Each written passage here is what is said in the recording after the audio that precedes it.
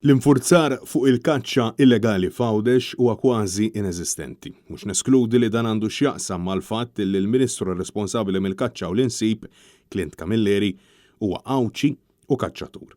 Sostna dan il-Kap Eżekuttiv ta' BirdLife Malta, Mark Sultana, f'konferenza tal-aħbarijiet fejn sostna li kollox qiegħed jindika li l-Pulizija f'Għawdex ma tridx tinforza l-liġijiet ambjentali, speċjalment dawk tal-kaċċa u insib bil-konsegwenza li l-każi illegali qed jiżdiedu. Ir-raġuni għalfejn qed jiżdiedu għax il-kaċċatur qed iħoss li jista' joħroġ liberu anke jekk jagħmel illegalità, jiġifieri jispara li jasfur protett. U dan qed iħossu hekk għaliex jidher ċar li hemm direzzjoni mill-Gvern kemm bħala għajnuna li qed jagħti l-kaċċaturi fit-tip ta' liġijiet li qed jagħmel, kemm il-fatt li qabad Ministru Kaċċatur biex joħsib il-kaċċa u l-insiba volja u Ministeru ta' Għawdex u wkoll għall-fatt li l-Pulizija donna m'għandhom direzzjoni politika illi ma jagħtux l-effert li konna naraw li għaddew. Statistika preżentata minn BirdLife Malta uriet li bejn l-2013 u l-2017 kienu ġew irrapportati 266 każ ta' safar protetti li ntlaqtu minn tiri ta' arma tan-nar. Dan fil-waqt li fl-aħħar 5 snin, jiġifieri bejn l-2018 u din is-sena, ġew irrapportati 700 każ, kważi triplu.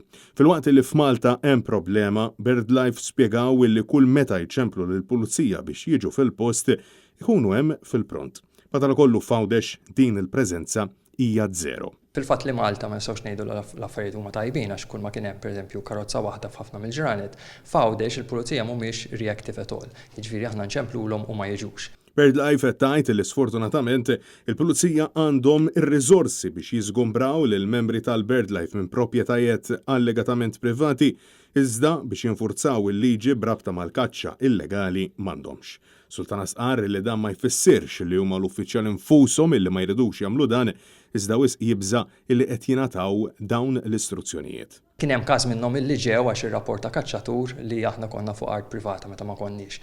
Però jidher ċar li allura l-Pulizija meta rridu sabu l-ħin imma għalina biex nipproteġu dak li hu tas-soċjetà kollha ma kellhomx il-ħin.